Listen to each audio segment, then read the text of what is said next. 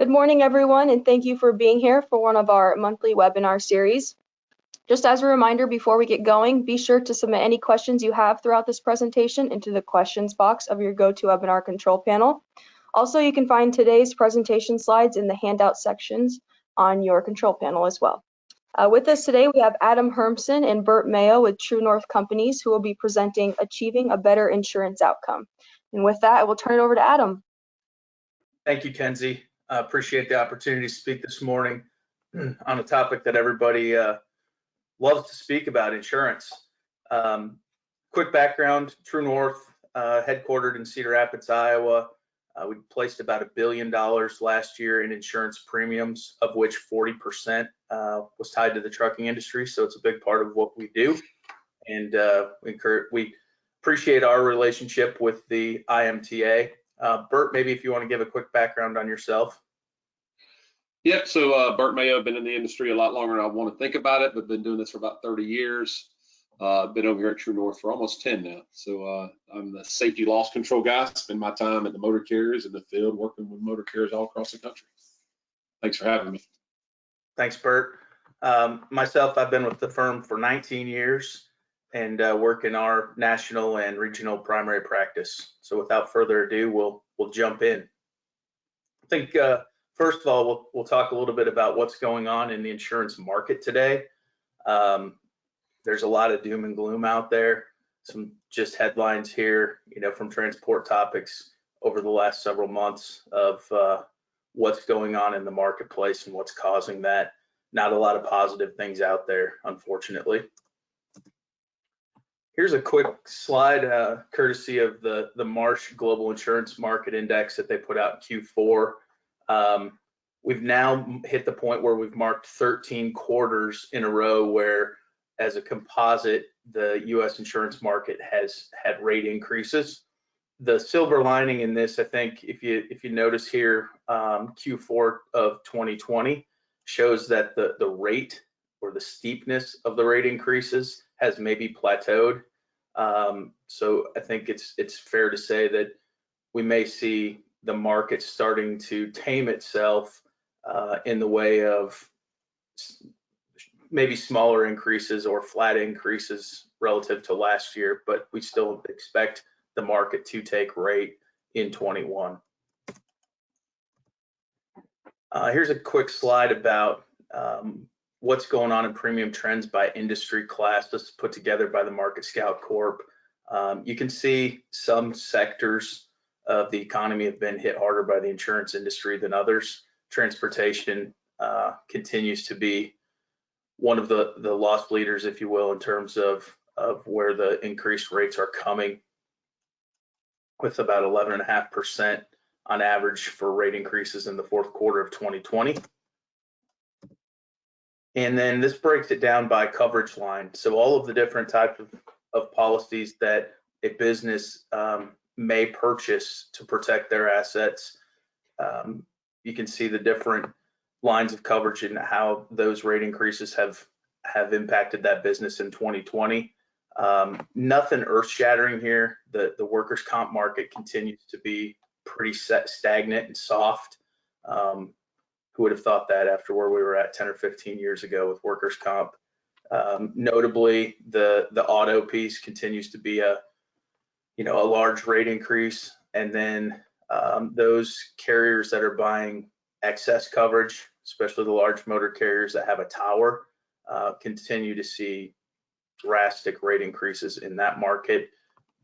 Of note there, the D&O line up 11.7%. That's largely being driven by claims against management of organizations in how they handled their COVID protocol. I think part of this is worth mentioning. So obviously all the motor carriers on the line today purchase insurance. The insurance companies that they purchase insurance from also purchase insurance, so hence the reinsurance market. What we're seeing there in 2020, the reinsurance market is not good, and that's what's led to some of the problems with capacity in the industry. The combined ratio is trending up. Their investment return has trended down. along with interest rates. Their ROE was actually negative in 2020, which is not a good sign. Typically, you want to see, an insurance company wants to see ROE somewhere around 10% on average to ensure that they're able to cover their cost of capital and generate an ample return for their shareholders. So a lot of negative impacts out there in the reinsurance market today. What's driving the casualty market? Unfortunately, it is bad verdicts, and they're just becoming more predominant around the country. There's social inflation going on. Now it seems like where we thought the ceiling was the limit at maybe 100 million, the next jury blows through that with the right circumstances of the case. So it's simply being driven by casualty losses. What's driving the property market? Safe to say, after all of us Iowans lived through 2020, weather, unfortunately. Interesting stat here from the NOAA. In 2020, we had 22 events that resulted in $1 billion or more in insurance losses. That the previous record high in a year was 16. And I think it's an interesting comparison here to look at how that varies from 30 years ago, in that we were averaging about 5.3 events a year. Now we're averaging 16 events per year. The deaths per year due to those losses have doubled, and the cost has more than quadrupled. So enough great things to share about what's going on in the insurance market. We thought it makes sense today to talk a little bit about what goes into the underwriting equation. What are all the ingredients in the cake that gets baked by the insurance company that results in your premium dollars? And how can we look at those and manage to those so that we get a more favorable outcome? Nothing earth-shattering here in terms of those ingredients. Underwriters want to, first and foremost, they're going to look at your losses. If you have poor losses, you're going to pay more in premiums. The CAB report, which we're going to get into some greater detail in a second, has become more and more of an influencing factor. That has a number of things in it, including your CSA scores, your DOT rating. For carriers out there taking risk, your financials and how strong those are have become very important. Where you're hauling freight, your driver hiring criteria, technology usage, your type of freight, whether or not you're taking risk, your safety program, and on down the line. So everybody, when we talk about loss history, is pretty familiar with this if you're in the industry. Here's an example where the top line up here is just a particular claim. I've whited out the driver information to protect the innocent, but we had a situation where a motor carrier rear-ended a claimant. And each insurance company, these come in various formats, but all in all, they typically contain the same data. So this here is just an individual claim. This here would be the bottom page of a lost run. You can see down here on this particular lost run, there was 27 policy accidents that totaled $570,000 in reserves, $41,000 in paid losses, for incurred loss of $611,000. Now, what does that mean? Jump here to what that means. If you paid $600,000 in premium and had those losses, your loss ratio is sitting at about 102%. The insurance company has lost money. Insurance companies typically operate, they need a loss ratio of around 60% of claims paid, because the other 40% of your insurance dollar is going to claims handling and their overall fixed cost and general administrative costs.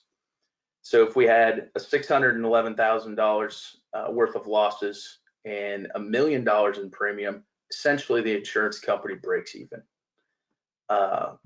If we want to get the insurance company in the green, which I'm yet to meet an insurance company, and I know there's several on the line today, that's not a not-for-profit entity. Then you need about $2 million in premium. If they had a 30% loss ratio, then the insurance company actually makes money. So with that, the underwriters are really looking today, 5 to 7 years of data.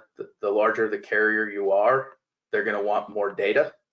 They're going to want to look at that data valued within 90 days of your policy effective date. They typically want details on large losses, especially those with open claims reserves. And then the greener or the newer the claim, they're going to put some sort of loss development factor on that. It's an actuarial factor that helps them get a better gauge for where they think that claim likely will pay out. So now we'll jump into the CAB report. Bert and I did this presentation a couple of months ago and received a bunch of feedback that a lot of people weren't aware of how much information was available to the insurance industry. So the CAB report, CAB stands for Central Analysis Bureau. It is a third-party vendor. We have a contract with them in which we can go out, as does every other insurance company. And it's the first, when an underwriter gets a submission, if the CAB's not included in the submission, it's the first thing the underwriter's going to do is go pull a CAB report on your authority. So within this, and I'll touch on this slide and then I'll let Bert jump into some of the greater details on it. But first thing that's going to stick out is what your DOT rating is, what your ISS score is, and where your basic scores are at. So you can see this motor carrier, randomly pulled Alabama Motor Express, has a crash factor of 72%. So that shows up in red here. That's going to start gathering or gleaning some additional questions from the underwriter on what's driving that. Bert, I'll let you take the next few slides around the CAB report. If you will, back up a slide for me, if you can. So the one thing, you need to know your information before the underwriter does. I know that sounds elementary, but I get surprised today when we make a submission and the underwriter, we know it, the underwriter knows it, but the motor carriers yet to pull their information. They're not looking at their CSA, SMS on a regular basis, and then they're shocked or they don't know what's happened on it. They don't know how to manage it. You have to own the information on there. This information is critical to the underwriting process. If you dispute something, don't dispute it at renewal. Spend the year before you get there managing this information. Data queue your crashes, data queue the information that if it's not your violation, make sure you manage your CSA, because again, the underwriter's looking at this. It plays into how they calculate the risk, if you will. They're looking at, there's 3 basics that they see, I won't call them critical, but are very important to them. That's vehicle maintenance, unsafe driving, and hours of service. Those 3 basics have proven over time now. If you're alert in those 3 basics, claims that are paid on companies with those alerts are higher than companies without those alerts. So the ISS score, the yellow, if you have 1 basic in alert, you're going to get a yellow. If you have 2 basics in alert, you're going to get a red. So manage that. They'll look at a motor carrier with 1 alert. Rarely are you going to get, and I'll let Adam explain credits and debits, but rarely are you not going to get debited if you have 2 basics in alert. You'll get a debit if you have 1 basic in alert, but if you have 2 basics in alert, it's going to be very difficult to place the insurance on that program. Yeah, and some insurance companies are going to look at this, and if the ISS is red, for example, or if you have, say, 2 categories in alert, they're pitching the submission in the garbage. Their reinsurance treaties or their company standards won't allow for them to even quote the business. It's going to be an automatic declination. And when you start eliminating insurance companies, your price goes up because the ones that are left are the ones that are doing business with risky motor carriers, and their premium is just beyond probably what you want to pay. So I want to look at the next slide. I switched over. Can you see my screen, Bert, with the actual CAB report instead of the PowerPoint? Okay. I thought it makes sense. So it gives everybody that hasn't seen a CAB report before the opportunity to see how much data is in here. Next on the CAB alert here, this is just going to be some high level things that generate concern, if you will, that the underwriter is going to want to look at. Yeah, one of the things right there, go back down to that summary there at the top. So this particular motor carrier doesn't have it, but if you have multiple motor carriers at the same address, multiple motor carriers with the same phone number, all of that is listed right there. So the insurance company is looking for Chameleon Carriers, and that's where they find that information out.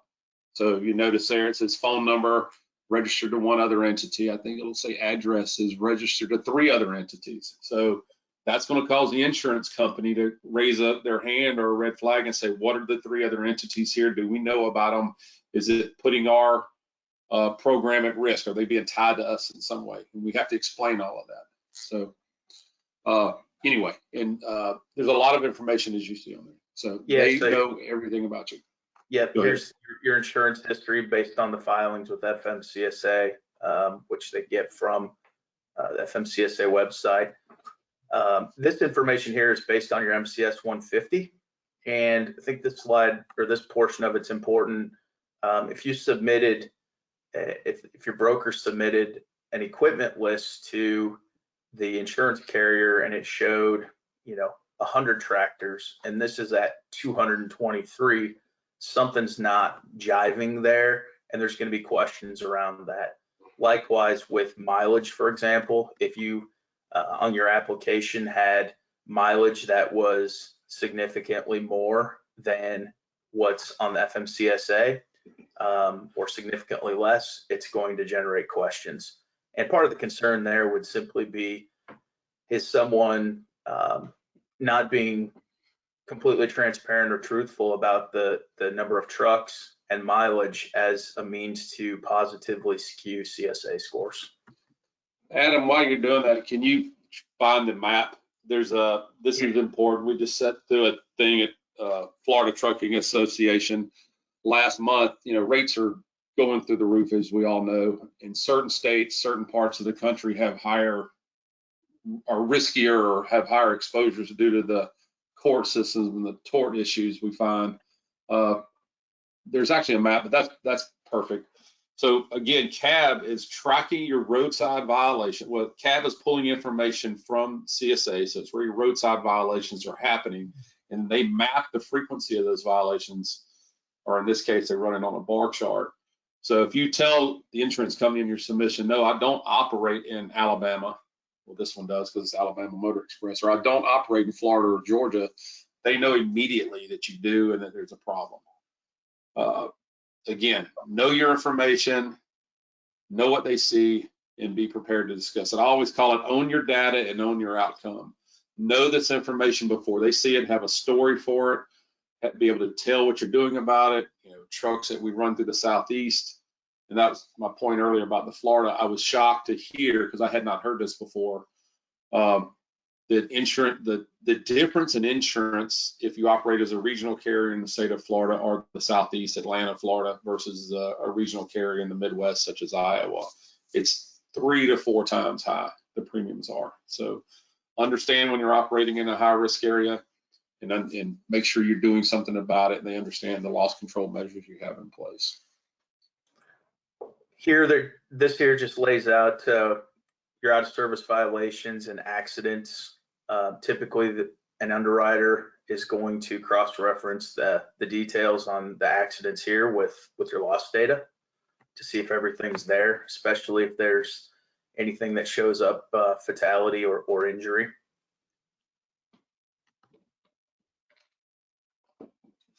This one's particularly important as it shows a trend of what's going on in the last 30 months in terms of your out of service percentage. So you can see this motor carrier has significantly improved in the last 12 months versus where the number of out of service inspections previously. So know the why. Back to the story, know why that's happened, and make sure in your submission that you are bragging about that. You're highlighting what you've done to put those measures and processes in place to improve upon the things you're doing. They want to know that. Underwriters want to know what you're doing as a company. They so often, I mean, if you've ever been to an underwriter's desk back in the day anyway, today it's all digital, that they would have stacks of submissions on their desk. And today they're looking for a reason to look at yours and give yours consideration. So tell the story. That's what we do with our clients. We tell a story. We provide a narrative and an overview on everything we provide to the underwriter. This pie chart here ties back to what Bert had shared earlier in terms of, if you're operating in a local or regional environment, you're likely to have better pricing than a motor carrier that's, hauling coast to coast. And so the insurance carriers, if you have a single terminal, they're going to look at where your inspections are happening relative to your terminal, to get a general idea of the radius and the lanes that you're traveling. Or to hit on this one, Bert, you want to talk about this one, vehicle age?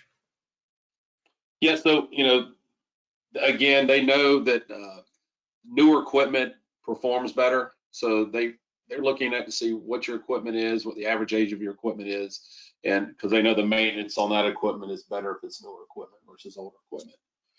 They're looking at where everything's registered.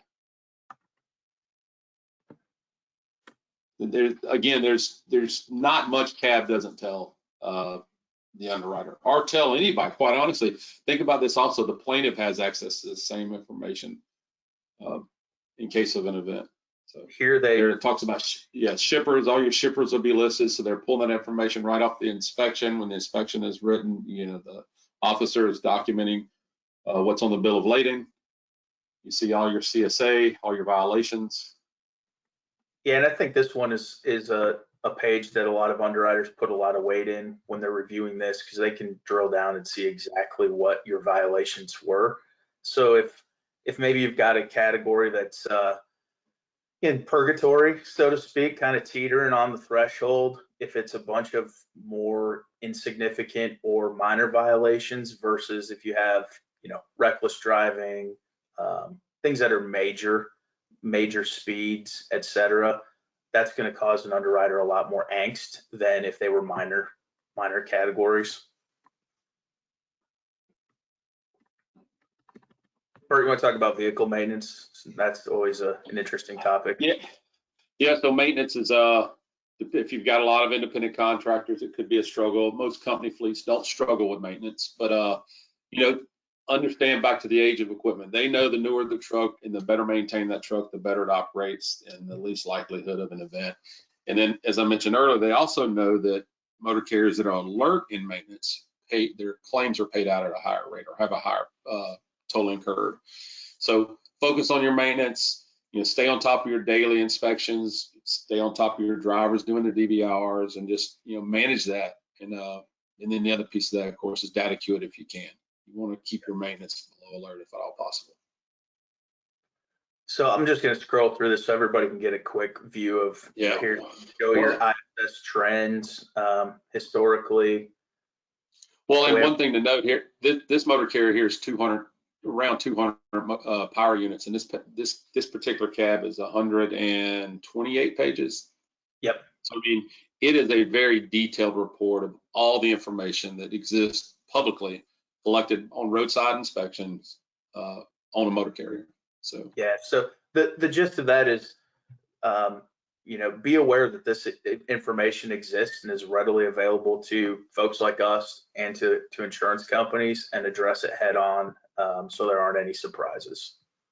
Exactly. Tell your story, own your information, own your data, own your outcome. Make sure that you know why things are going up and why things are going down, and you have a reason, or you've put a process or procedure in place to either control it or that caused it. They want to know that. The underwriter wants to know that information. If you haven't seen your cab report and would like to see it, feel free to reach out to me.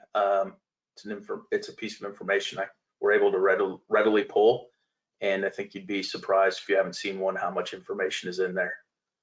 So moving on from the cab report, on the list of things that are important that make up your pricing, strong financials are important, especially for those motor carriers who are taking on risk in way of a large deductible or self-insured retention.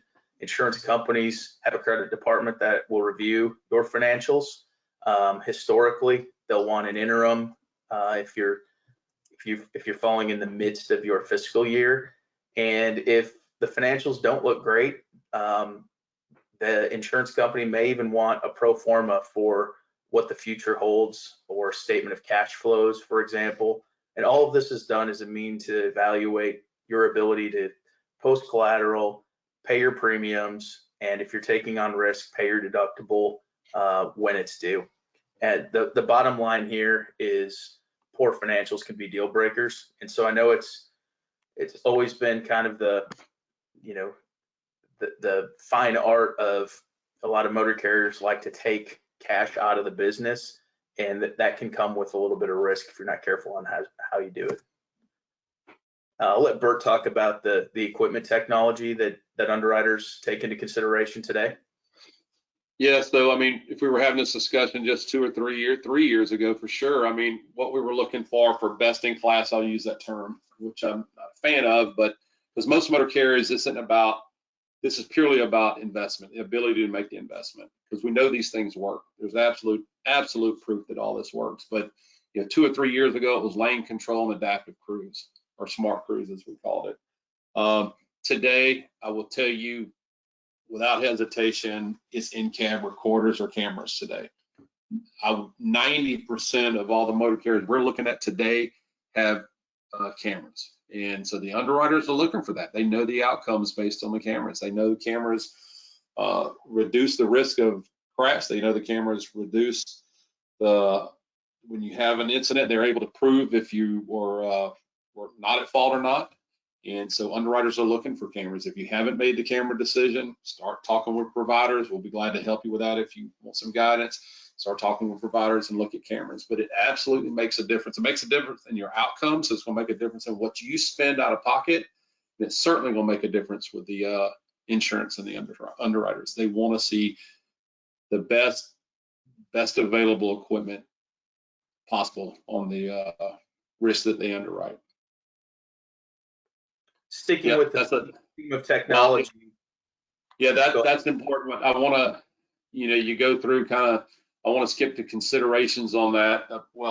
So the one thing about cameras is as you make those investments, know they create a ton of information, a ton of data. Just be prepared to be able to manage your data. I said it earlier about the cab. Always, know your information, know the data that exists for you, and manage and own that data, own your outcome. So when you employ or invest in any type of technology, be prepared to have some type of system behind it or some help behind it to manage that information. You will get more information than you can imagine from a camera if you're not already running cameras. Back to the top part of Adam's page there. These are other things that underwriters are looking for. They're looking for, from a technology perspective, driver recruiting, qualifying, onboarding. We all know of 10 Street. There's several other systems out there. Not promoting 10 Street in any way, but they do a good job. The quicker you can automate, the better you can automate. You can free up your own resources to do more stuff. Driver file management, again. I know I hate to think of just 10 Street. There's our safety department. There's several out there. LMSs, your learning management system. We all know Keller does it. IMTA does it. Vertical Alliance does it. Carriers Edge does it. Impact Solutions. But have an LMS. It's important today. We go back when I was trucking, that's, again, I hate to date myself, but 25 years ago, it was a struggle to get to drivers that weren't around the home terminal or around a remote location. Today with the LMS, we can deliver safety meetings, we can deliver corporate messages, president messages, all through the LMS. Get them LMS, they're worth their money. Use them. Again, underwriters are looking for these things. They know they make a difference. Dynamic routing, I'm sure everybody's got an optimization program on their routes. If not, looking at that. Driver scorecards, grading your drivers, grading your fleets, understanding what fleet, either by dispatcher, by location, even by customer. You're going to have outliers that are doing better than the others. You're going to have outliers that are doing worse than the others. But know that information. That way you can deploy the resources where they're needed.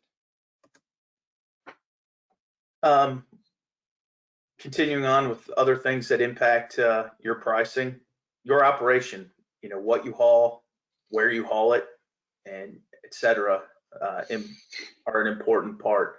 As I mentioned earlier, those that are local or regional are going to receive more preferred pricing than the long haul risk typically. The lanes that you travel in are important.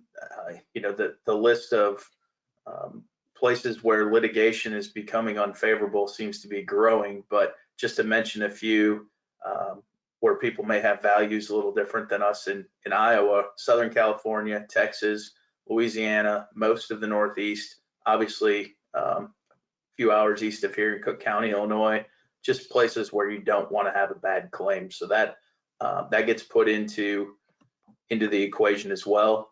On the cargo piece of it, we haven't seen this, the amount of noise that this has created has been minimal due to all the nuclear verdicts and such recently. 15 years ago, cargo theft rings were a big deal. And you had cargo carriers that wouldn't insure you if you ventured into Florida because of the organized crime in the Miami area, for example.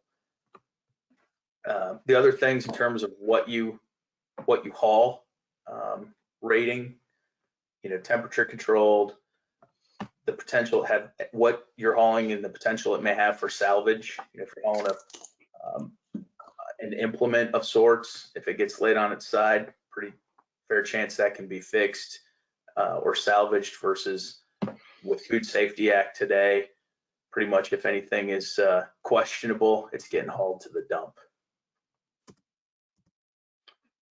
We'll talk about driver quality next, as this has become a growing issue within the industry as the driver shortage continues to become more of an issue. I'll let Bert talk about this. This is in his wheelhouse. Yeah, it is. And, this year alone, I'm talking from January to today, I haven't in my entire career had as many requests of reviewing current minimum standards than I have this year. I know, we've got a glut of freight right now. There's tons of, if you follow in the intermodal world, we've got ships that are anchored out right now, can't get into the harbors.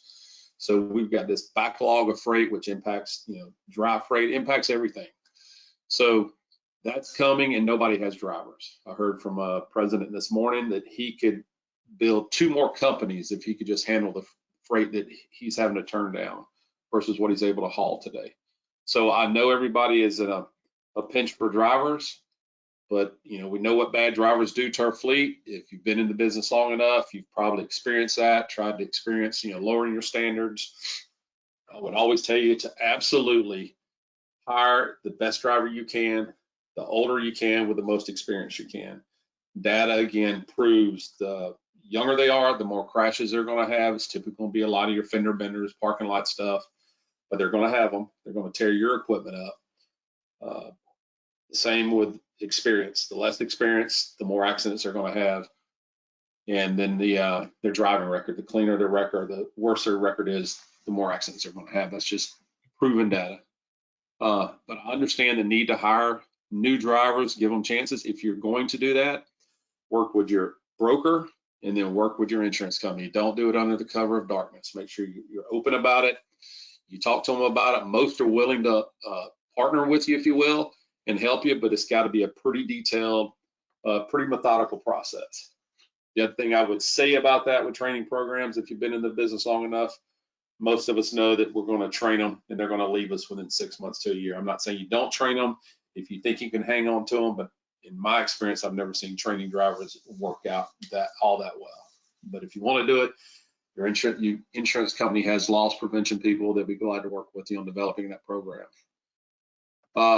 Turnover, I was going to just address turnover. They are looking at turnover today, which is interesting. Today, I see on average, I would say in that 85 to 100% turnover. So I don't see turnover numbers like we saw them a couple of years ago, but I'm seeing a lot of motor carriers in that 75 to 80%. So I don't know if COVID caused it, but it feels like a lot of drivers kind of stayed put. So we have an opportunity to hang on to them, but do all you can to hang on to your drivers anyway. Yeah, so that's as Bert mentioned, 10, 15 years ago, if a motor carrier approached us about, hey, we're looking at putting a training program together, the insurance company was, that's not going to work. Let's not even consider it. Today, obviously, due to the driver shortage, and insurance companies generate premium if your trucks are moving, not if they're sitting, there's definitely been some acquiescing, if you will, that's allowed training programs to be a very viable conversation. And if they're structured right, if it's not on a grand scale, if you're a mid-sized fleet, it can be a good way to attract drivers and retain some drivers. I've got a couple fleets I work with that have been done very well with it. But I think the biggest thing there from a managing risks perspective is it's got to be methodical, written out, and you've got to follow it to a T. On that note, written safety and maintenance programs, excuse me. I thought this was a particularly applicable quote as to what's going on in the industry. And this is Renee Hooper from Scopolitas, a great law firm in the industry. I think there's an inherent bias against trucking companies and truck drivers just from the start. What plaintiff attorneys are doing is attacking the trucking company itself rather than focusing on the accident at issue in the case and the driver actions at issue. Plaintiff attorneys often conduct legal discovery tailored to obtain information regarding the company's safety policies, protocols, and records, and then attempt to argue that the carrier may have violated its own policies. And so I think the direction that this is heading and that I'm seeing is sometimes less is more in terms of a written safety manual. If you've got a driver handbook or driver manual that's 100 pages long and has all these, from soup to nuts points in it, you really could be opening yourself up that the minute you don't follow one of those criteria, it's going to be discoverable and it's going to be used against you.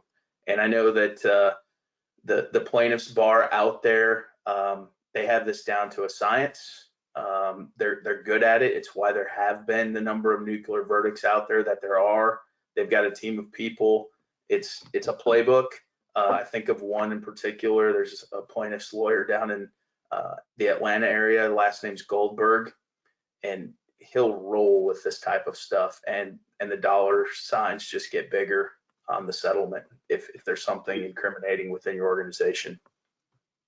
If you don't do it, I tell my clients every day, if you're not willing to stick to it 100%, don't put it in writing. So if you've got a 24-year-old minimum age requirement with a 2-year minimum experience requirement, but you consider that 23-year-old with 18 months because he's a veteran, and that's fine. I totally agree with that. Then write that into your policy. Make sure you put the exceptions in there. Once they can exploit the fact that you hired or did something outside of a policy, that's when you get into negligent entrustment and we get bigger claims. So make sure you follow what you do to a T.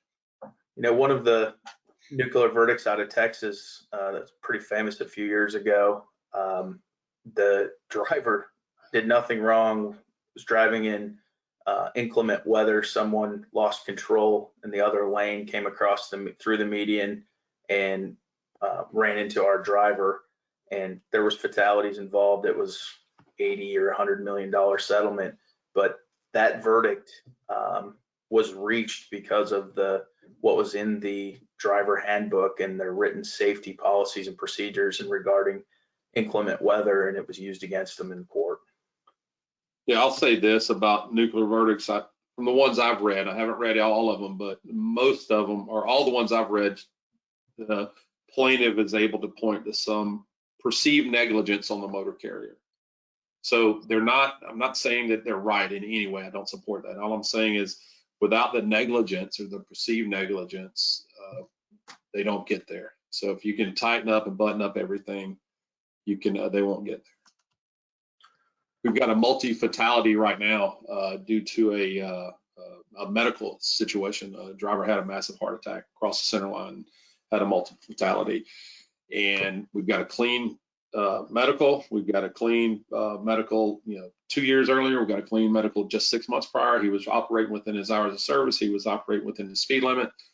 And there's not any negligence they can point to. So there's going to be money paid, but we don't see this going into the nuclear. It gives you a much stronger leg to stand on. Yes. The next topic here is information consistency. And I'll just run through the bullet points here because this is the underwriters are looking for consistency in what they see in the application, on Safer, in the cab report, etc. So, first example is, does your truck count on your MCS 150 resemble what it is on your equipment list? Does your mileage on your MCS 150 resemble what you're using as a projection? Do your IMTA reports that you provide compare reasonably to your mileage projection? Does your driver's list have drivers that don't match your hiring criteria? Does your driver's list have drivers that don't match the discipline program in the safety manual? Do your commodities match what's in the cab report, your shippers and what you're hauling? Does your company website match your operation? One of the things, I think it's always interesting, you'll pull up a trucking company's website and it says all 48 states. And you get the IFTAs and you look at it and they're really operating in 7 or 8 states. I wouldn't broadcast the 48 simply because you're not really hauling freight in those, and it just gives underwriters a little more angst. Just be transparent. The other piece I'd want to make real quick, Adam, on the website, guys, today, go to your website, whoever created it, if you have able to edit it, and put a safety message there. I know it's every motor carrier I work with has a safety slogan or a safety message. It's plastered all over their walls. It's their vision, mission statement is there. But I can't tell you how many, during the submission process, we write a big narrative for our motor carriers. And I want to brag about safety is number one, safety is first. But you go to their website, and it's about on-time delivery. It's about customer service, which is great. Those are great things. They have to be. Those are tenets of a successful company. But safety is also. So make sure that that's there. That's part of it, because if the underwriter can go there and see that, and we're not making it up, and it's proven, it's a little bit easier to get there. Yeah, and it's also the first thing if you do have a driver involved in a fatality, it might be an at-fault fatality. It's also one of the first places that the plaintiff's attorney is going to do is a search on your website, a search on social media about you, your company, what drivers are saying out there on some of the driver websites. All of these things add fuel to the fire when a case actually goes to litigation. And I think lastly there, that's very important, is the information communicated to an insurance company loss control rep in sync with information on your application provided to your underwriter. And that's, every insurance carrier is going to send out loss prevention or loss control to do an inspection, and they're really looking to validate, they're the eyes and ears in the field for their underwriter to validate that everything matches what's in the application and the submission in terms of what they're seeing on the ground in your terminal. And that's not a got you, by the way. They're not out to get you, right? It happens by accident, I'll say, but it happens. Ask for that. Ask for what they're asking for before the visit. That's what I do. I have them work through me. I get with my motor carrier clients. I ask for the list of questions or information. Provide that to me a week or so before, so my clients can be prepared. It's so they're willing to work with you. They're looking for ways to write the business. If they've gotten to that part and they're sending out LP, they're looking for ways to write this business. So ask for what they're going to look for ahead of time. Ask for their information needed ahead of time, and just know what you're providing. Again, own your data, own your outcome. It's up to you. They've got a stack of submissions back at the office, so we need to give them a reason to write this one. So we'll wrap up this before we move to Q&A with 10 takeaways to beat the market. The first is seek out strong specialized partners and set realistic expectations. Every year for motor carriers that have a calendar year, fiscal year, often in Q4, we'll field the question of what should I put in my budget? In our conversation with the CFO, what should I be putting in my budget for what our insurance pricing or cost looks like next year? And I'd rather be conservative and give you what is realistic and what I think will be happen than blow sunshine up your behind. But like in this marketplace today, for example, if you've got a couple CSA categories in alert and your loss ratio's been suspect, it's not reasonable to expect a flat renewal or a 5% renewal. You're going to get dinged. And so just be open-minded about what's realistic given the market as you go into that exercise. The second bullet point is, and we almost titled this slide or this presentation, don't hit things, but prevent losses. If you don't have losses, it's a lot harder for the insurance carriers to take rate if they're making money on your account. The third, build a slide deck to tell your story. We call those walking papers, but it can be a deck of slides that you may use with a customer, add some safety things into it, but tell your story so that the carrier is fully aware of everything going on within your operations. The next, invest in relationships in the off season, not 60 days prior to renewal. It'll blow your mind in our business how often we feel the call, hey, I'm hearing about a renewal that I probably don't like, and it's 35 days before the effective date. At that point, short of a Hail Mary that could be fruitful, there's not a lot you can do. It's a much longer underwriting process today. Due to the nature of the hard market, insurance company underwriters have more submissions on their desk than ever. And so they are working farther out. And if you throw a submission on their desk 30 days prior to your renewal date, the odds of getting somewhere with that and having a positive impact are pretty low. Yeah, at a minimum, I would, depending on your size and your claim activity, I would want a quarterly, and it's got to be nothing big or formal, but I'd want their LP, their loss prevention, their claims, and their underwriting folks on the phone once a quarter for an hour call. Just talk through things. How are we tracking? What are y'all seeing? What would you like to see? That goes a long way. We try to do face-to-face as often as possible, so that goes a long way. Do your housekeeping well in advance of the renewal process.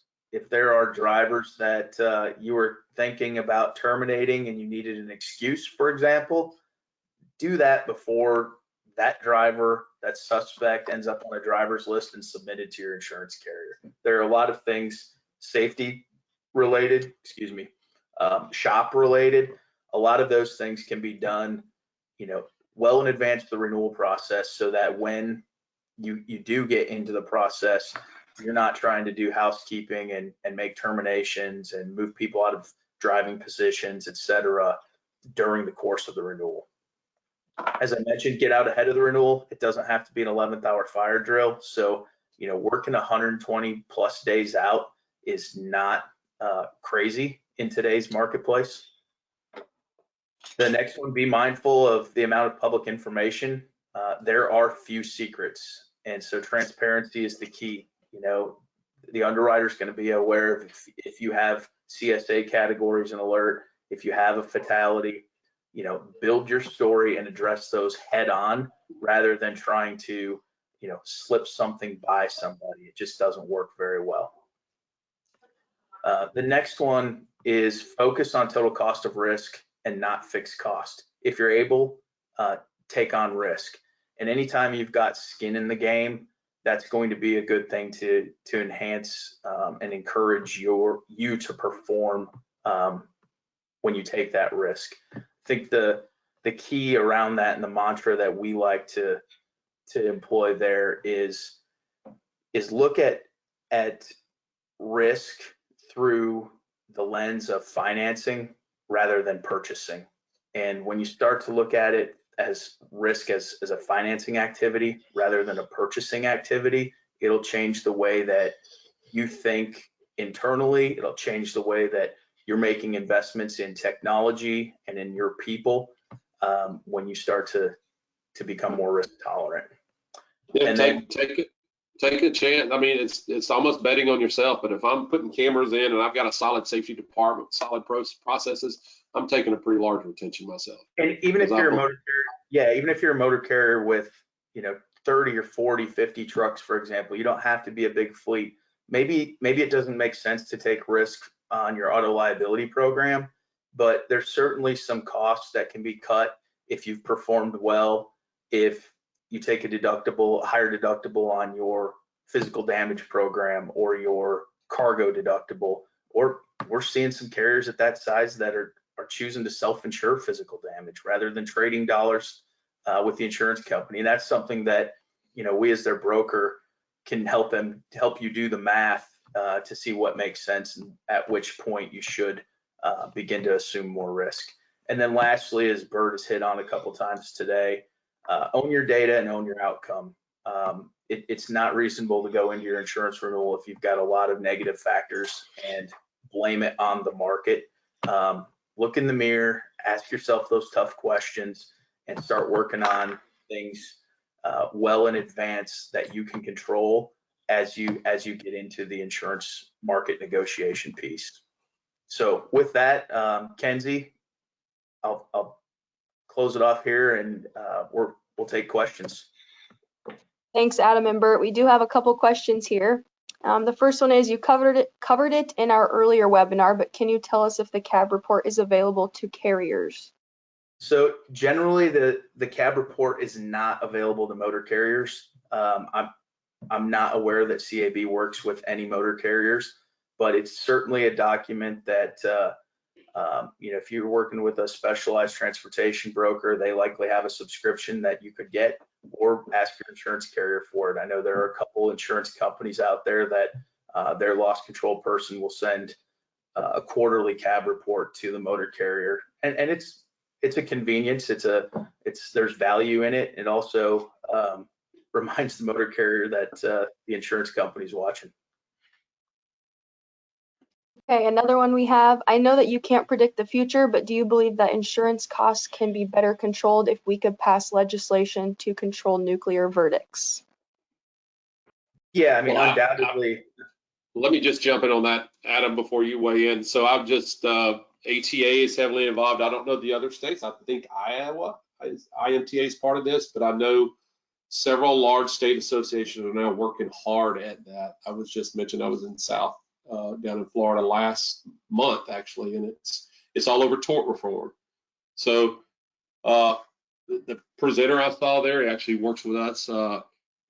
He brought up a good point. If all of us go back to the early 2000s, late 90s, if you remember, medical malpractice was huge, to the fact that doctors were leaving small rural areas and going back to the cities where they could afford. So some of these communities didn't have doctors, and that's been changed now. Medical malpractice has changed.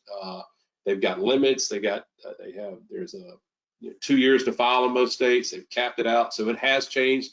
Those lawyers unfortunately moved from med mal and product liability over to transportation and trucking. So I absolutely do believe it will change. I think it's a little bit of a road ahead of us, but as long as the states like IMTA and the other associations get on board, I think we can change it. Yeah, I think the runway to get there is still pretty lengthy. And part of what, the market, why it's reacted the way it has. So commercial auto hasn't been profitable for the insurance industry since 2009.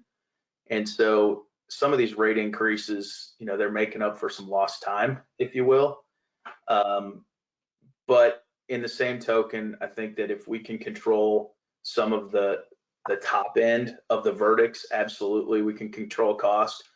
There's also been just medical inflation has driven the insurance rates as well. The cost to fix a broken leg that needs pins and screws is a lot higher today than it was 4, 5, 6 years ago. So I'd like to think that if we all work together, we can make tort reform happen, but it's gonna take some time. Okay, and one more question here. Since not all carriers are large enough to have someone devoted full-time to safety, do insurance companies like yours work with companies to help them improve their safety programs and processes? Absolutely. Yeah, we do that quite a bit. Go ahead, Adam. But we do that quite a bit for our motor carriers, both sides, small ones and large ones. Yeah, I think that's so that there's two ways to curb that. There's the first one is leverage your insurance company. So, whether it's Acuity or Protective, Century, whoever it might be, leverage the resources that they have available, because that's part of your premium is to have some of those resources. And then also work with your broker. As I mentioned, that's why we have Bert and two other full-time dedicated loss control people on the team, is for those clients that have a shortage or a need that they need assistance with. We're there to help. All right, well, that is the last question I received. If anybody else does have any questions that come up, feel free to call the IMTA office or shoot me an email. It's kenzie@iowamotortruck.com, and it looks like Adam and Bert both have their contact information up there as well. And Yeah, we'll I would say, yeah, if there's something that you want to take offline, feel free to drop Bert and I an email or a phone call, and we'd be happy to discuss something with you. Awesome. Is there anything else you guys want to add before we wrap it up? Now, everybody stay safe and stay warm. All right. Well, thanks again to Adam and Bert for joining us this morning, and thank you all for being here and attending today's webinar. Just as a reminder before we go here, the presentation slides are in the handouts tab of your GoToWebinar control panel. And if nobody has anything else, we'll wrap it up. I hope everybody has a great rest of their day. Thanks, everyone. Thank you, everyone.